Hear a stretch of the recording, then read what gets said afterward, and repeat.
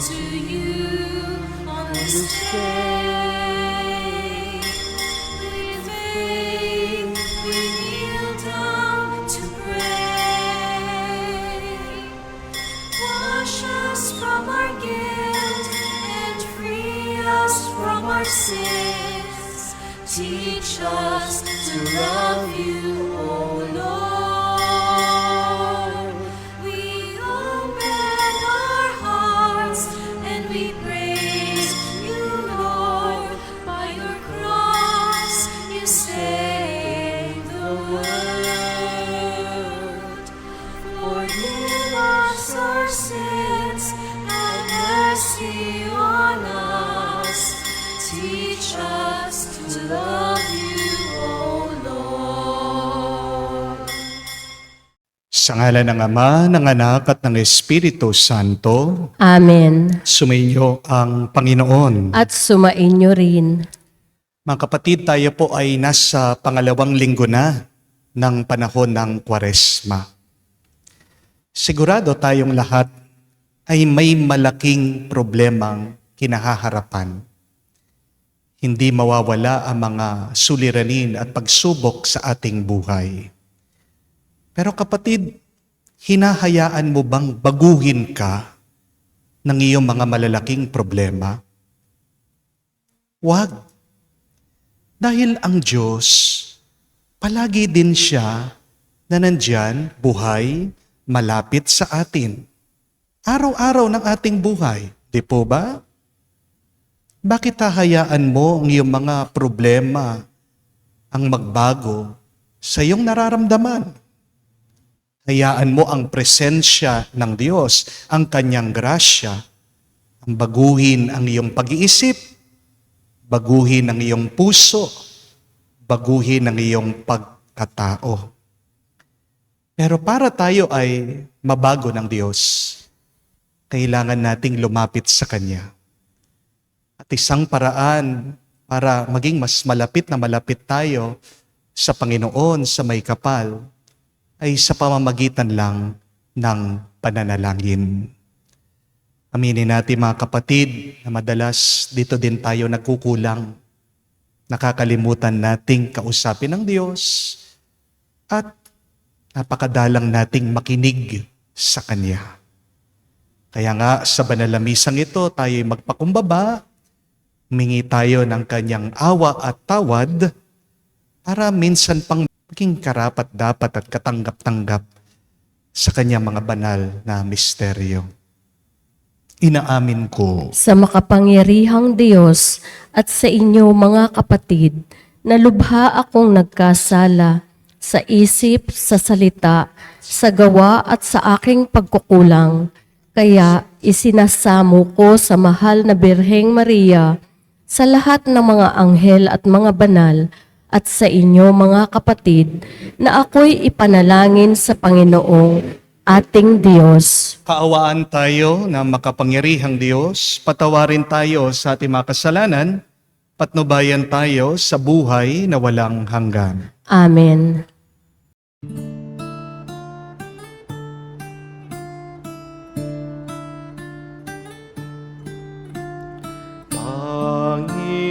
Panginoon, maawa ka. Panginoon, maawa ka.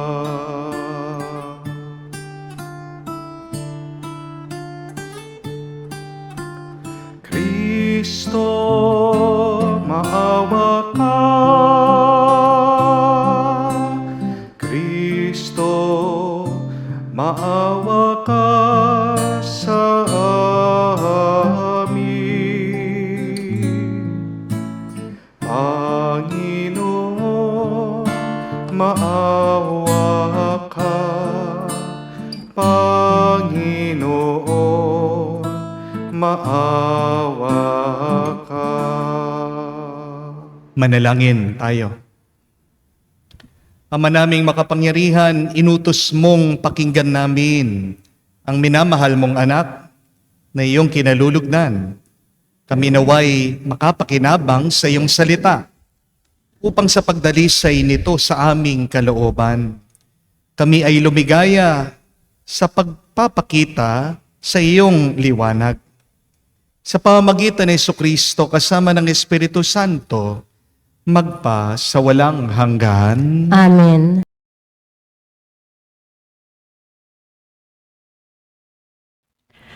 Pagbasa mula sa aklat ng Henesis. Noong mga araw na iyon, inilabas ng Diyos si Abram at sinabi sa kanya, "Masdan mo ang mga bituin. Mabibilang mo ba iyan? Ganyan karami ang magiging anak mo at apo." Nanalik si Abram at dahil dito'y kinalugdan siya ng Panginoon. Sinabi pa ng Panginoon kay Abram, "Ako ang kumuha sa iyo sa Ur ng Kaldea, upang ibigay sa iyo ang lupaing ito." Tinanong naman ni Abram, "Panginoon, aking Diyos, paano ko malalamang ito'y magiging akin?"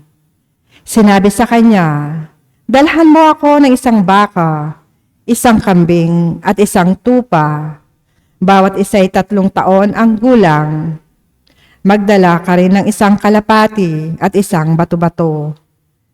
Dinala nga ni Abram ang lahat ng iyon at biniyak ang bawat isa maliban sa mga ibon. Inihanay niyang magkakatapat ang pinaghating hayop. Bumaba ang mga buwitre upang kanin ito. Ngunit itinaboy sila ni Abram. Nang kumikiling na ang araw, nakatulog ng mahimbing si Abram at nagkaroon ng isang nakatatakot na pangitain.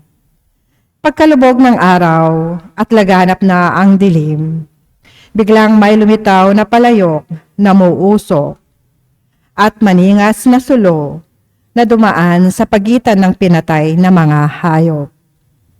At ng araw na yaon, nakipagtipan ang Panginoon kay Abram.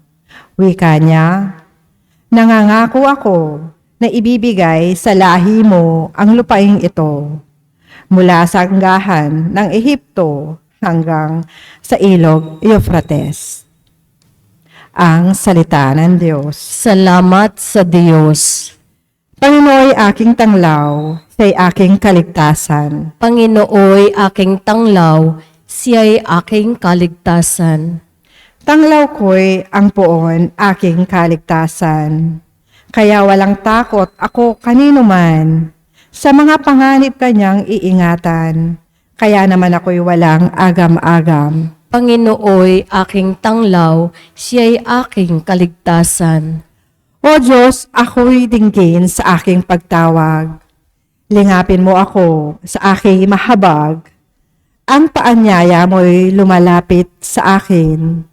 Huwag kang magkukublit, kita'y hahanapin. Panginooy aking tanglaw, siya'y aking kaligtasan. Huwag kang magagalit, huwag mong itatakwil. Akong katulong mo at iyong alipin. Tagapagligtas ko, huwag akong lisanin. Panginooy aking tanglaw, siya'y aking kaligtasan. Ako'y nananalig na bago mamatay. Masasaksihan ko ang iyong kabutihan na igagawad mo sa mga hinirang. Sa Panginoong Diyos tayo'y magtiwala. Ating patatagin ang paniniwala. Tayo ay umasa sa kanyang kalinga. Panginooy aking tanglaw, siya'y aking kaligtasan.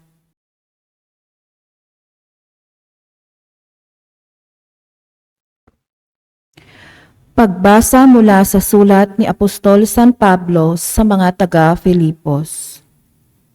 Mga kapatid, magkaisa kayong tumulad sa halimbawang ipinakita ko sa inyo. Kami ang gawin ninyong huwaran. Masdan ninyo ang lahat ng sumusunod sa mga halimbawang ito. Tulad ng malimit kong sabihin sa inyo. At ngayoy, luhaang inuulit ko. Marami ang namumuhay bilang mga kaaway ng krus ni Kristo. Kapahamakan ang kahihinatnan nila, sapagkat ang dinidyos nila ay ang hilig ng kanilang katawan. Ikinararangal nila ang mga bagay na dapat sana nilang ikahiya, at ang pinag-uukulan lang nila ng pansin ay ang mga bagay na panlupa. Sa kabilang dako, ang langit ang tunay nating bayan. Mula rooy hinintay nating may pananabik ang Panginoong Hesukristo, ang ating tagapagligtas. Pagdating ng araw na yaon, babaguhin niya ang ating katawang lupa at gagawing maluwalhati tulad ng kanyang katawan sa pamamagitan ng kapangyarihang ginamit niya sa pagpapasuko sa lahat ng bagay. Kaya nga, minamahal kong mga kapatid, aking kagalakan at karangalan na lagi kong kinasasabikang makita uli. Magpakatatag kayo sa inyong pamumuhay na nakaugnay sa Panginoon. Ang salita ng Diyos. Salamat sa Diyos.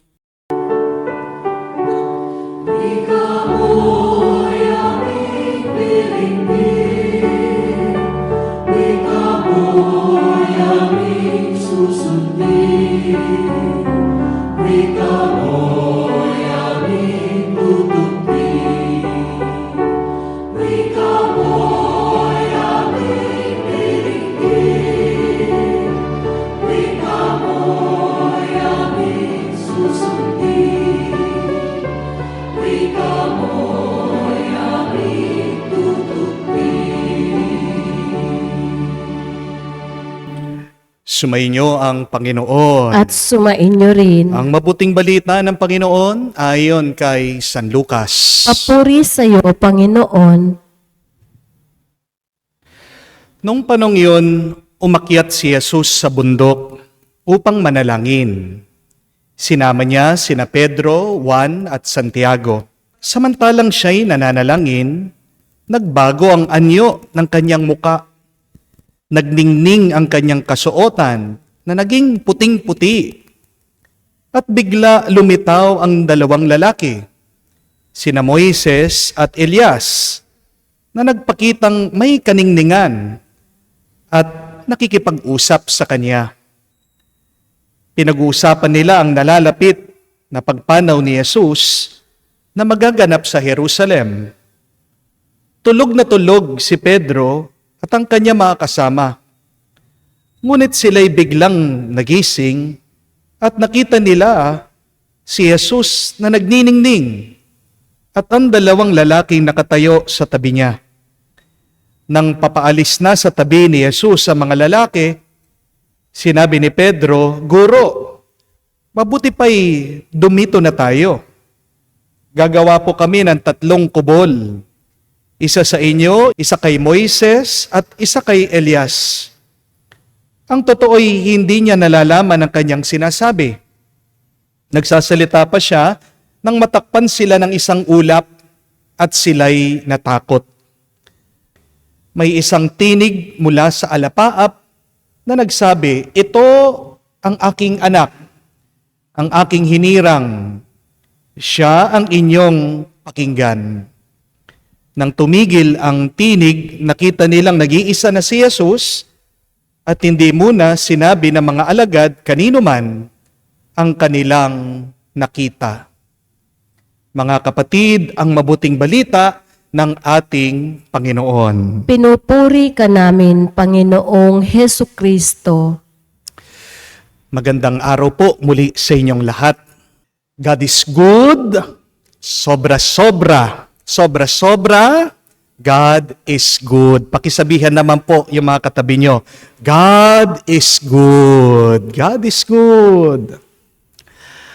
Ayon po sa Meta, noong daw pong March 12, ngayong lang pong mga nakalipas na araw, ito daw po ang araw na kung saan napakarami daw pong mga nag-unfriend, nag-block, nag-unfollow ng ibang tao sa Facebook dito daw po sa Pilipinas. Bakit? Ano po ang nangyari noong March 12? Di po ba? Kung hindi po kayo nanonood ng balita, ang ating pong dating presidente hinuli dinala sa ibang bansa. Meron po natutuwa, meron din pong hindi. Meron po nalulungkot, meron mga nagsasaya. Pero dahil po sa nangyaring ito, napakagulo na naman ang bansa natin. Hati na hati tayong lahat. But allow me to remind you, my dear friends, we are more than our political affiliations.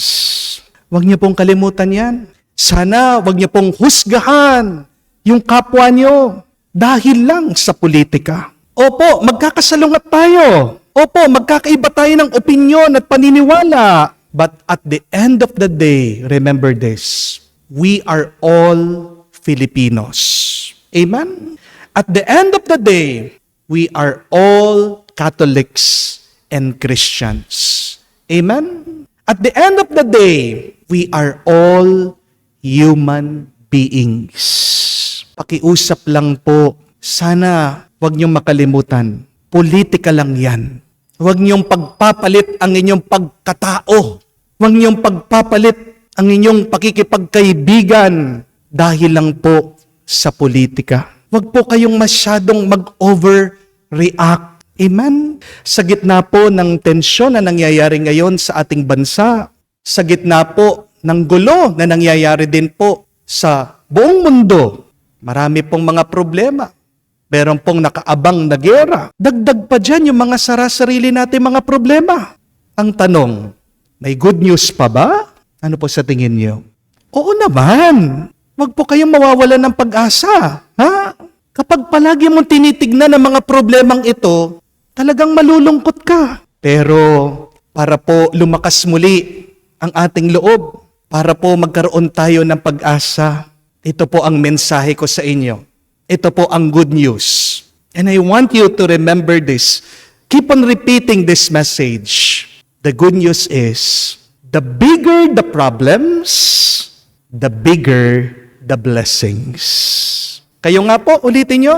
The bigger the problems, the bigger the blessings. Mas malaking problema, mas malaking pagpapala. The size of your problems is just an indication of the size of the blessing that will come to you from the future. At alam niyo po, ayon sa Biblia, nakasulat, totoo daw po yung mga higante. Hindi po katang-isip lang ang mga higante, ha? Pero ang tanong, kailan po nagpakita ang mga higante sa Biblia? Binanggit lang po ang mga higante sa Biblia, ayon po sa kwento, nung malapit na daw pong pumasok ang mga Israelita sa Promised Land.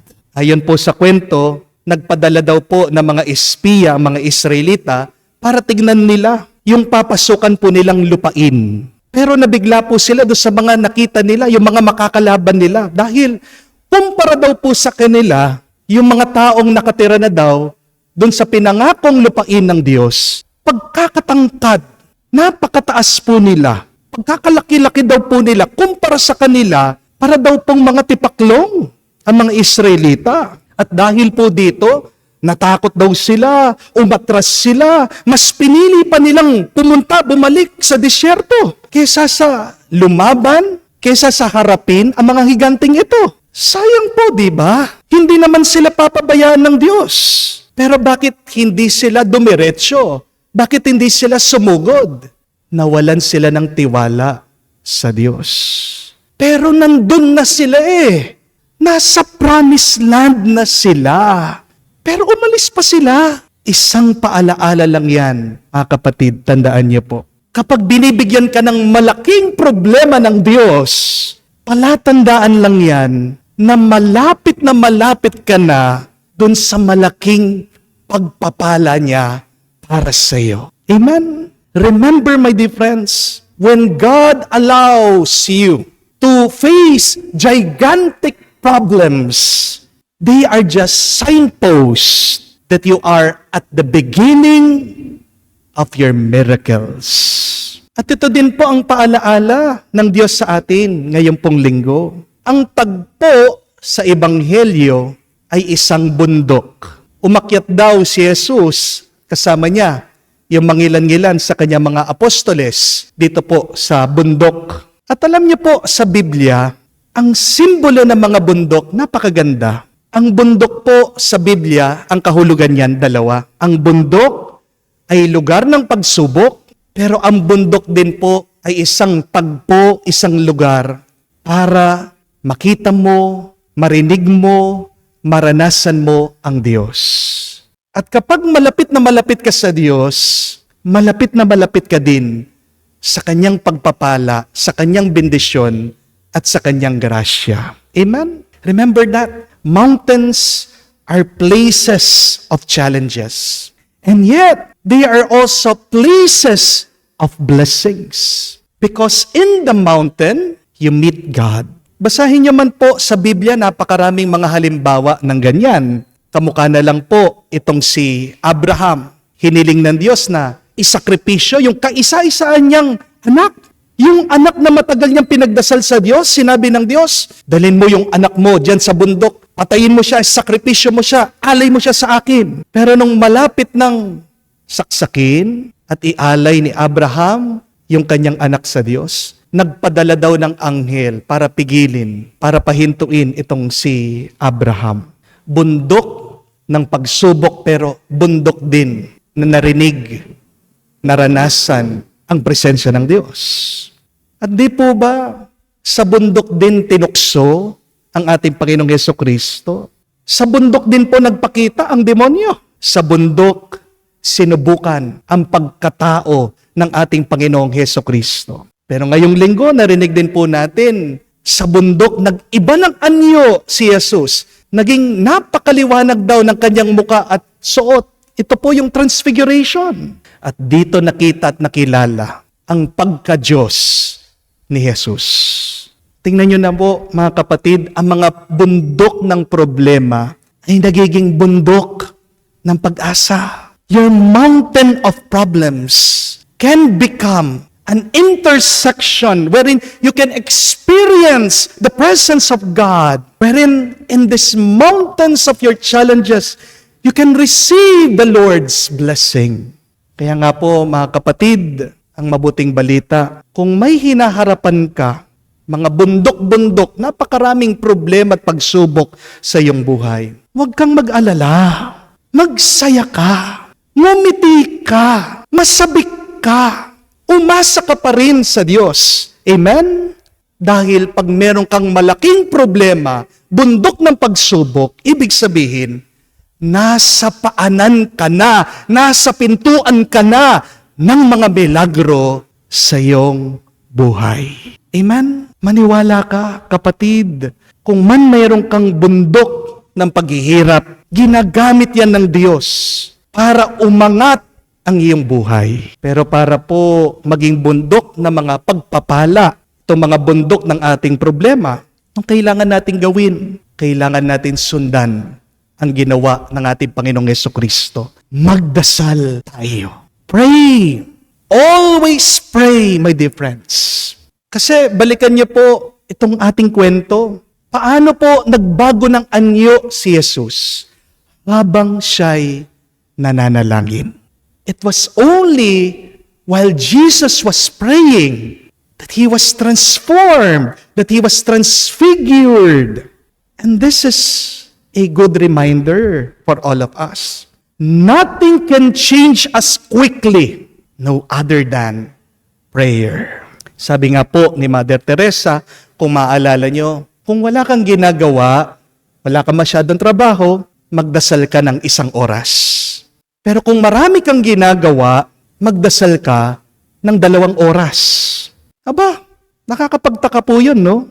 Ang dami mo ngang ginagawa, bakit mas dadamihan mo pa yung oras ng iyong pananalangin? Kasi po, kapag nananalangin ka, siguradong babaguhin ka ng iyong pananalangin. Pero kung mas marami kang oras sa iyong pagtatrabaho, yung trabaho mo, yan naman ang magbabago sa'yo. Di po ba totoo yun? Di nyo napansin kung paano po tayo binabago ng ating trabaho. Anong nangyayari sa inyo? Sa kakatrabaho at kakatrabaho nyo, di po ba napapagod kayo? Sa wala nyong sawang pagtatrabaho at pagpapagod, anong nagiging itsura nyo? Di ba? Mas tumatanda kayo, Pumuputi yung buhok nyo, kumukulubot yung balat nyo dahil nai-stress kayo dyan sa dami ng inyong ginagawa. Pag sobrang busy nyo, minin, nagiging bugnuting kayo.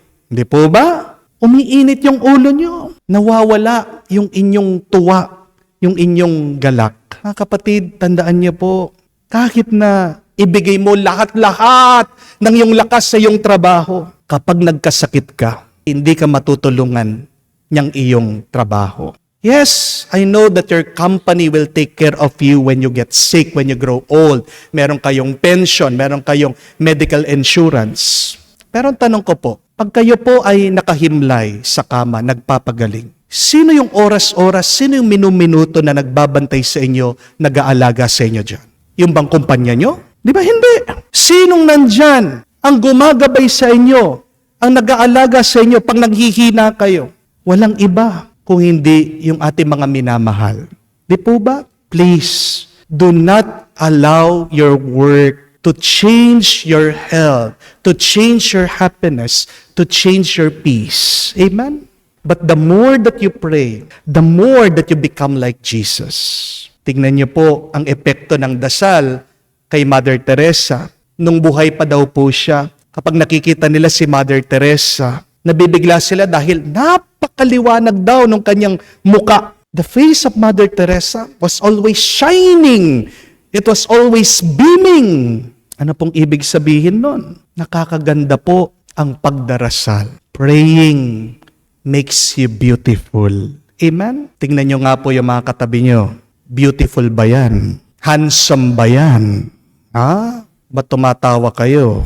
Kung pong hindi beautiful yan, kung hindi handsome yan, sabihan niyo po, magdasal ka naman. Pag po nagkukulang tayo sa panalangin, pumapangit tayo. Di po ba? San ba nag-uumpisa? San ba nagmumula ang ganda ng ating muka? Di po ba sa loob? Kaya nga po ako, palagi ako sinasabihan ng mga followers, Father, ang gwapo niyo.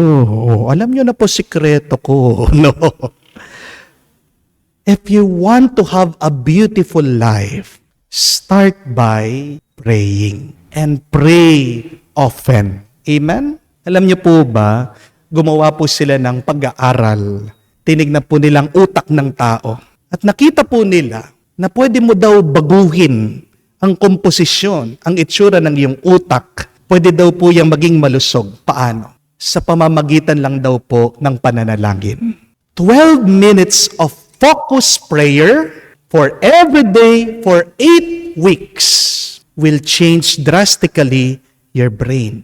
Nakikita po nila, nagbabago po yan sa brain scan. At nakita din po nila, nadiscover po nila ng mga negatibong pag-iisip natin, nakakasira sa ating pong utak, yung takot, yung galit, yung inggit, masama po pala yan sa tao.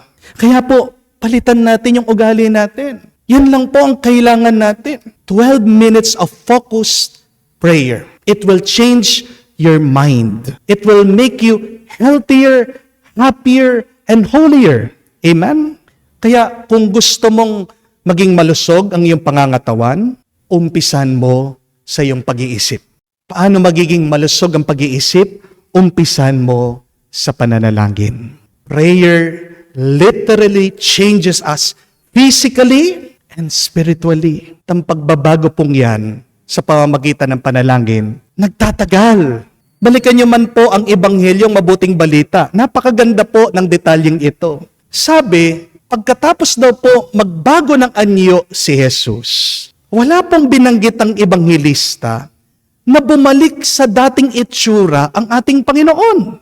Didn't you notice that after the transfiguration, there is no mention that Jesus returned to His old face and appearance. Ang sabi lang po dito sa kwento, bigla daw nawala, hindi na daw nila nakita yung mga kausap ni Jesus, si Moises at si Elijah. Pero wala pong binanggit dito na nagbago yung kanyang muka. Ibig sabihin, nung umalis si Moises at si Elijah, maliwanag pa rin yung mukha niya. Nagniningning pa rin yung kanyang katawan. Permanente ang pagbabagong anyo ni Jesus. Kaya nga po ang transfiguration ay hindi po pick-up lang. Ang transfiguration ay hindi po makeover lang. Hindi lang panandalian ang pagbabagong anyo ng Panginoon. Kaya nga nung nakapako si Jesus sa krus, nagliliwanag pa rin siya. Kahit na nandun siya sa gitna ng paghihirap, nandun pa rin ang kalwalhatian ng Diyos. Pero hindi mo makikita yon kung wala kang pananampalataya. Amen? That is also the good news, my dear friends. That even in our broken humanity, it can be changed permanently and perfectly, starting with prayer. The more that you pray, the more that you will change for the better. Amen? Kaya nga po, dapat ang pananalangin natin, hindi lang po pang emergency We should make praying a lifestyle. Dapat ugali natin, buhay natin ang pagdarasal. Kung po tayo ay kumakain para lumakas ang ating pangangatawan, ang pananalangin ay kailangan para naman lumakas at mabuhay ang ating pong mga kaluluwa. Pray, my dear friends, not only when you're in trouble, but pray every day, every time, and everywhere. If you have a problem or not, you should not stop praying because prayer strengthens your faith. May problema ka, wala kang problema, dapat palagi kang magdasal. Kasi ang pananalangin, pinapalakas din niya ang iyong pananampalataya. At di ba pag meron kang pananampalataya sa Diyos, anong sabi ni Jesus? Walang imposible. Sabi pa nga po ni Jesus, kahit na may katiting ka lang pananampalataya, sasabihin mo sa bundok na ito, umalis ka, gagalaw yan. Meron pong nagsabi that sometimes God gives us a mountain in our life. Why? So that we can prove to other people that mountains can be moved. Ganda po, no? Huwag mong iiyakan yung mga bundok ng problema sa buhay mo. Kung ikaw ay nananampalataya, kung ikaw ay nagtitiwala sa Diyos, magdasal ka lang. Bibigyan ka ng lakas ng Diyos para malampasan mo yung malaking problemang yan. May napanood po akong isang interview kay Gary V. Kilala niyo po sigurado siya. Nagkukwento po siya ng pumbata daw si Gary V. Napaka-active po niya sa church. Nagsoserve po siya, palagi po siyang sumasama sa mga service. Pero sinubukan daw po yung pananampalataya ni Gary V. Nagkasunod-sunod daw po yung mga pagsubok nila sa buhay. Una po, naging diabetic daw po si Gary V. Bata pa lang siya, may sakit na siya. Pangalawa, nagkahiwalay daw po yung mga magulang niya. Hindi daw po naging maayos yung kanilang pamilya. At pangatlo, nasunugan pa sila ng bahay. Nawalan daw po sila ng tirahan. At nung sunod-sunod daw po itong mga problemang ito, galit na galit siya sa Diyos. Tinatanong niya ang Diyos habang nagdadasal siya. Sabi niya, Lord, tapat naman ako sa iyo.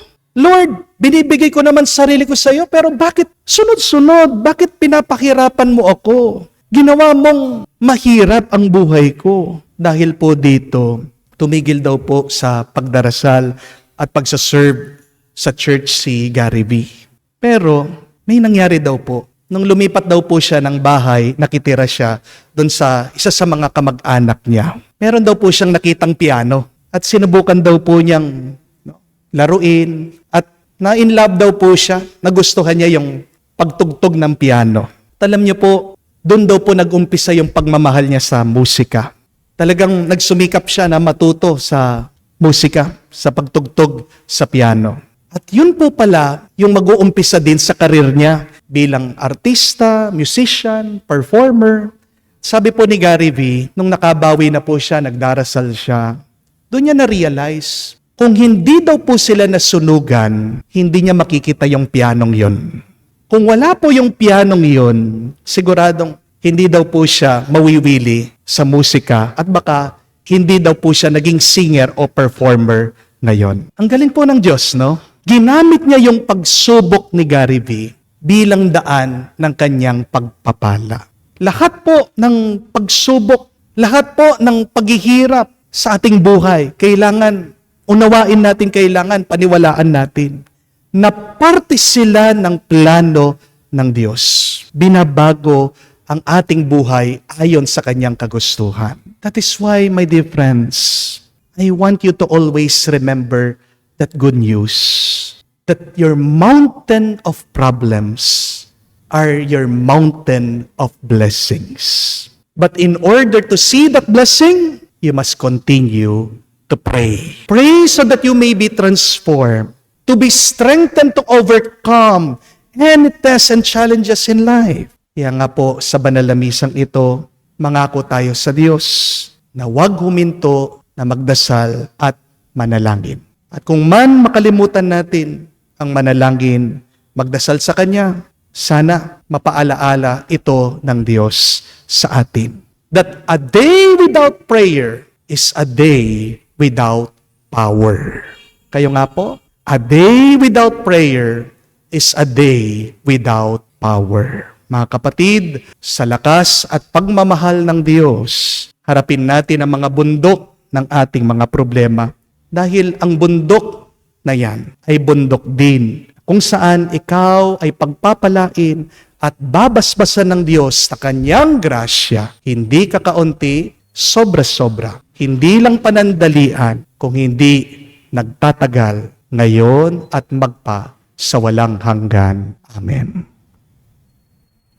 Tumayo po tayo, pahayag natin ang ating pananampalataya at sabihin, sumasampalataya ako Sa Diyos, amang makapangyarihan sa lahat, na may gawa ng langit at lupa, sumasampalataya ako kay Hesu Kristo, iisang anak ng Diyos, Panginoon nating lahat.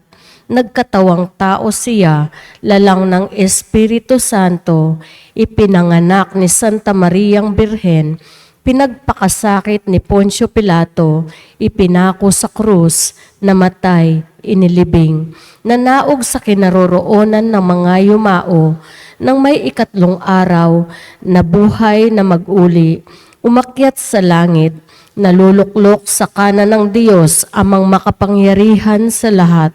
Doon magmumulang paririto at huhukom sa nangabubuhay at nangamatay na tao.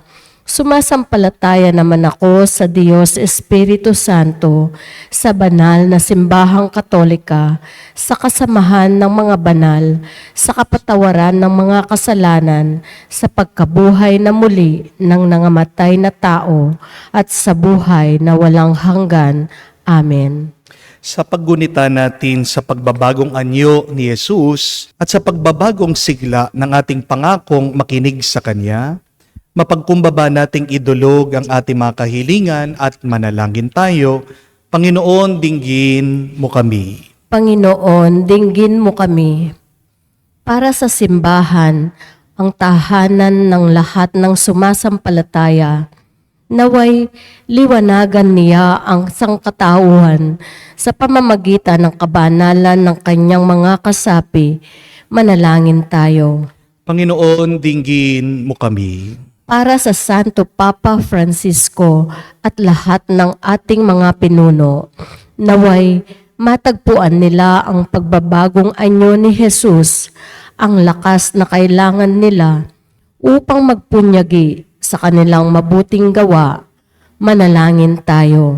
Panginoon, dinggin mo kami. Para sa mga walang pagpapahalaga sa panalangin, naway maging pampalakas loob sa kanila ang halimbawa ni Jesus upang mapitagan nilang maitaas ang kanilang isipan sa Diyos. Manalangin tayo. Panginoon, dinggin mo kami. Sa katahimikan po ng ating puso, banggitin din natin sa Diyos ang ating mga kanya-kanya at personal na pangangailangan. Panginoong Hesus, sa bundok ng Tabor, pinakita mo ang kaningningan ng iyong dakilang kabanalan at pinuspos mo ng kagalakan ang iyong mga disipulo. Pinamalas mo sa amin ang iyong sarili sa pagdiriwang ng Eukaristiyang ito at puspusin mo kami sa iyong kapayapaan upang tapat kaming makapaglingkod sa iyo sa lahat ng araw ng aming buhay. Inihiling namin ito sa ngalan ni Kristo, aming Panginoon. Amen.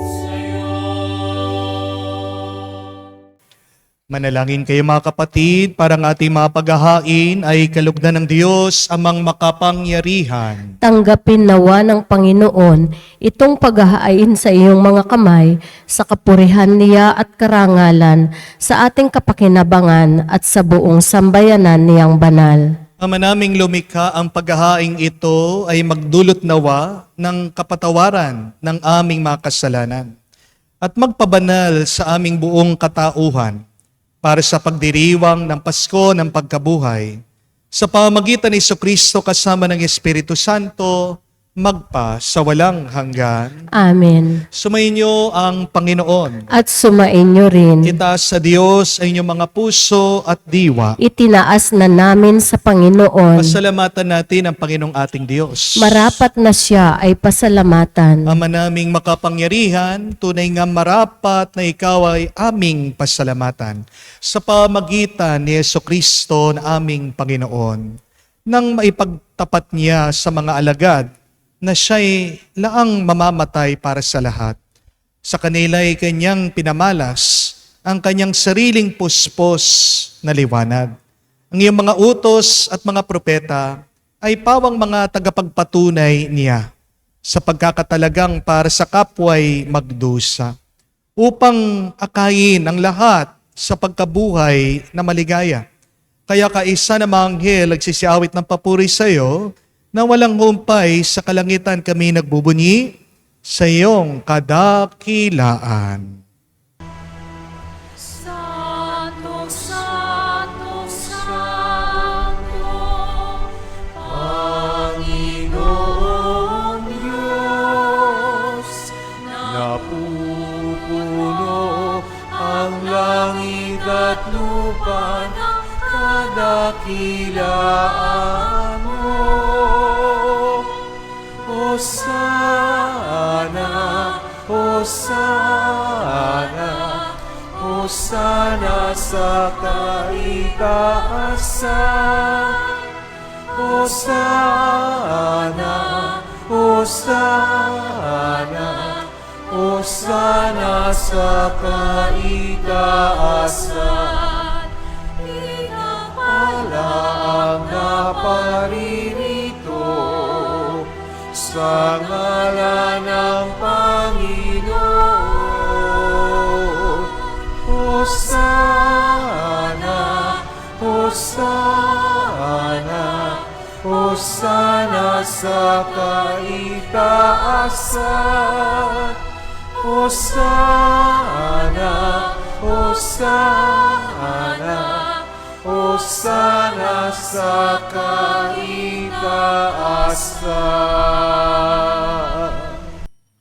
Ama naming banal, ikaw ang bukal ng tanang kabanalan, kaya't sa pamagitan ng iyong Espiritu, gawin mong banal ang mga kaloob na ito, upang para sa amin, maging katawan at dugo ng aming Panginoong Jesucristo. Bago niya pinagtiis ang kusang loob na maging handog, hinawakan niyang tinapay, pinasalamatan kanya, pinaghati-hati niya iyon, inabot sa kanya mahalagad at sinabi, "Tanggapin ninyong lahat ito at kanin. Ito ang aking katawan na ihahandog para sa inyo."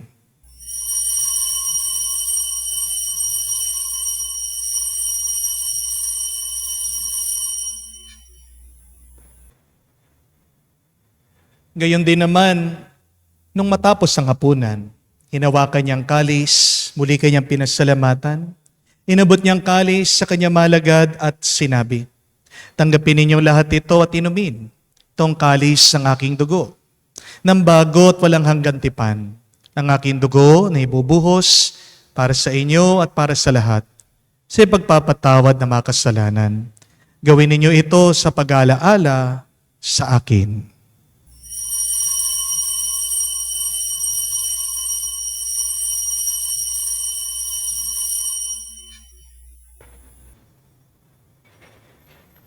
Ang misteryo ng pananampalataya.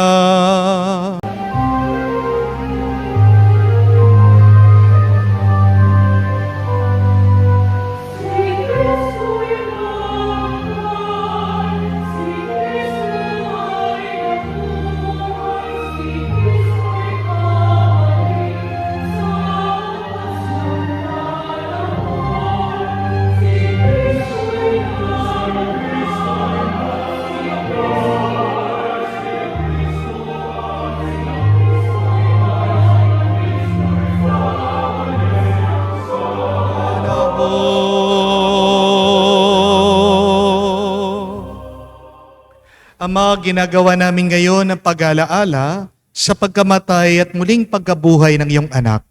Kaya tinialay namin sa iyong tinapay nagbibigay buhay at ang kalis na nagkakalob ng kaligtasan. Kami nagpapasalamat dahil kami iyong minarapat na tumayo sa harap mo para maglingkod sa iyo. Sinasamo namin kami magsalo-salo sa katawan at dugo ni Kristo ay mabuklod sa pagkakaisa sa pamagitan ng Espiritu Santo. Ama, lingapin mong iyong simbahan, laganap sa buong daigdig. Puspusin mo kami sa pag-ibig. Kaisa ni Francesco, ang aming Papa, si Florentino, aming Arsobispo at ng Tanang Kaparian. Alalahanin mo rin ang aming mga kapatid na nahimlay, may pag-asang sila'y muling mabubuhay. Ngayon din naman lahat ng mga pumanaw, kawan mo't sila't patuloyin sa iyong kaliwanagan. Kawan mo't pagindapating kaming lahat na makasalo sa iyong buhay na walang wakas. Kaisa na Mahal na Birhen Maria, Ina ng Diyos. Kaisa ni San Jose, ang kanyang malwalhating esposo. Kaisa ng mga apostol, lahat ng mga banal na namuhay dito sa daigdig na kalugod-lugod sa iyo. May pagdiwang nawa namin ang pagpupuri sa ikararangal mo sa pamagitan ng iyong anak, aming Panginoong Hesukristo.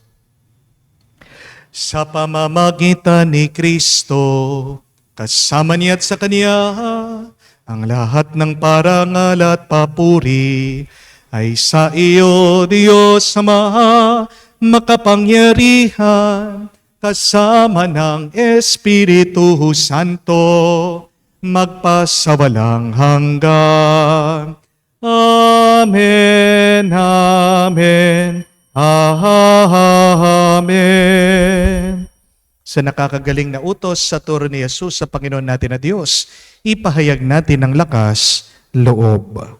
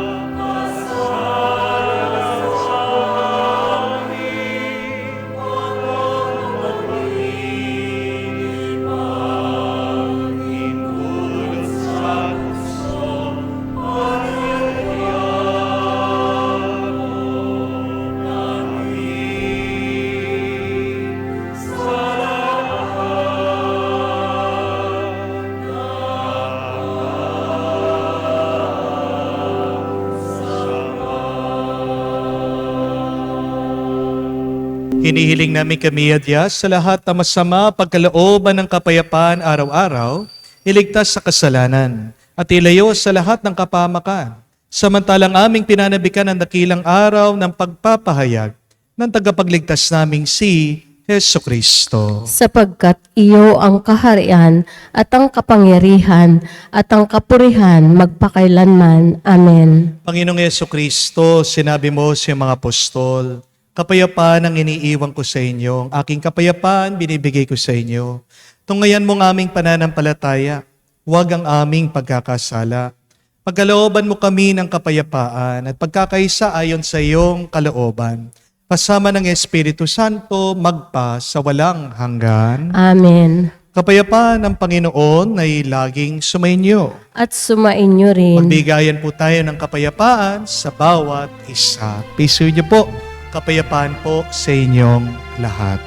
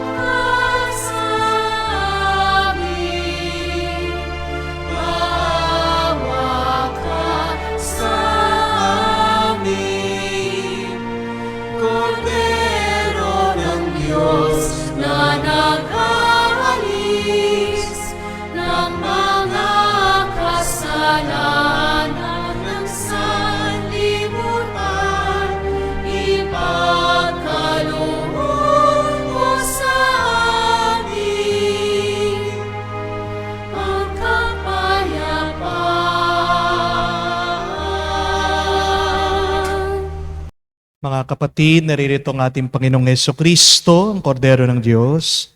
Siya nag-aalis sa mga kasalanan ng sanlibutan. Mapalad tayong lumalapit sa piging ng Kordero. Panginoon, hindi ako karapat-dapat na magpatuloy sa iyo, ngunit sa isang salita mo lamang ay gagaling na ako.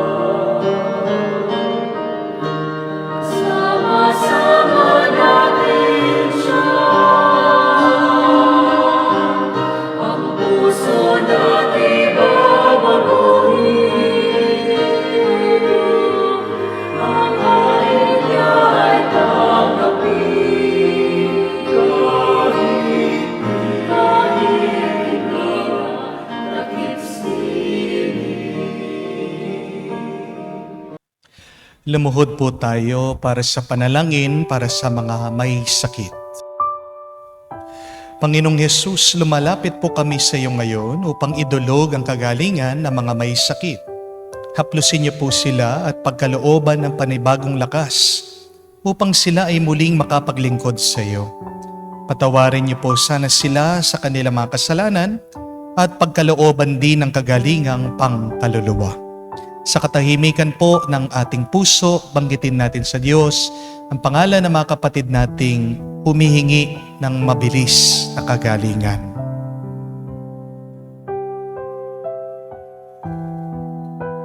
Hinihiling namin ito sa ngalan ni Kristo, aming Panginoon. Amen. Panalangin para sa mga OFW. Ama, Pinapanalangin namin sa iyo ang natatanging kahilingan ng lahat ng mga nagtatrabaho sa ibang bansa. Tulungan mo sila bawat sandali ng kanilang buhay habang nasa ibang bansa. Palakasin mo sila kapag pinanghihinaan sila ng kalooban. Pagalingin mo sila tuwing nagkakasakit. Haluin mo sila kapag nalulungkot sila. Ilayo mo sila sa anumang masama at kapahamakan upang mapagpatuloy nila lagi sa kanilang buhay. Mapahalagan nawa ng kanilang mga pamilya ang bawat sakripisyo nila sa ibang bansa upang wag masayang ang kanilang pagpapagal. Kawan at pagkalooban mo ng biyaya ang lahat ng mga OFW dahil sa iyo lamang aas at wala ng iba pa. Ang lahat na ito ay aming sama-samang panalangin sa ngalan ni Jesus. Amen. Banal na mukha ni Jesus. Kaawaan mo kami. Tumayo po tayo. Manalangin tayo. Ama naming mapagmahal, kami pinapakinabangan mo sa dakilang pagliliwanag ng bagong anyo ng iyong anak ay tumatanaw ng utang na loob sa iyo sapagkat kahit ngayon pa man sa lupang ibabaw, pinagsasalo mo na kami sa kariktan ng kalangitan sa pamagitan ni Jesucristo kasama ng Espiritu Santo magpa sa walang hanggan. Amen. Huwag niyo pong kalimutan para lumakas ang inyong loob at para magkaroon kayo muli ng panibagong pag-asa that the bigger your problems, the bigger your blessings. Your mountain of problems are places of blessings. Ang laki ng iyong pagsubok ay isang palatandaan lang kung gaano kalaki ang pagpapala at grasya na ibibigay ng Diyos sa iyo. Kaya, huwag kang paghihinaan ng loob. At para mas lumakas pa ang iyong pananampalataya, para itulak mo, maalis mo yung bundok ng problema sa iyong buhay ngayon, magdasal ka. Palagi kang magdasal. Only prayer can strengthen our faith, and through faith in God, these mountains of problems can be moved. Though impossible they are, nothing is impossible with God. Amen? Marami po sa atin gustong baguhin ang mundo. Marami po sa inyo, nakikita ko po, nagdadasal para sa pagbabago ng ating bansa. Marami din po sa inyo nagdadasal para magbago ang kanilang masama at hindi ka nais-nais na sitwasyon ngayon sa kanilang mga buhay. Pero kung gusto natin magbago ang nasa labas, kailangan umpisan natin sa pagbabago ng ating kalooban. Di po ba? And nothing can change our spirits, our hearts, and our minds faster no other than prayer. Kaya nga po, ang aking assignment sa inyo ngayon ay maghanap kayo ng medyo mataas na lugar. No? Sundan po natin yung halimbawa ng Panginoon. Umakyat siya sa mataas na lugar sa bundok. So, meron po kayong second floor sa inyong bahay. Diyan, makyat kayo diyan. Diyan kayo magdasal. No? Kung wala naman po kayong mataas na lugar, no? Maghanap po kayo ng tahimik na lugar. But when you pray, pray for 12 minutes. Focus on this prayer. Dahil tandaan niyo po, nakakapagbago ng ating isip at puso daw ay yung focus 12-minute prayer. Ituon niyo ang inyong isip, ang inyong mata, ang inyong puso lang sa Diyos. At hayaan niyo yung inyong pakikipag-ugnay sa Diyos ang magbigay sa inyo ng panibagong lakas, tuwa at kapayapaan. So, find an elevated place to pray, commune with God, 12 minutes of focused prayer so that God can help you to change for the better starting from within.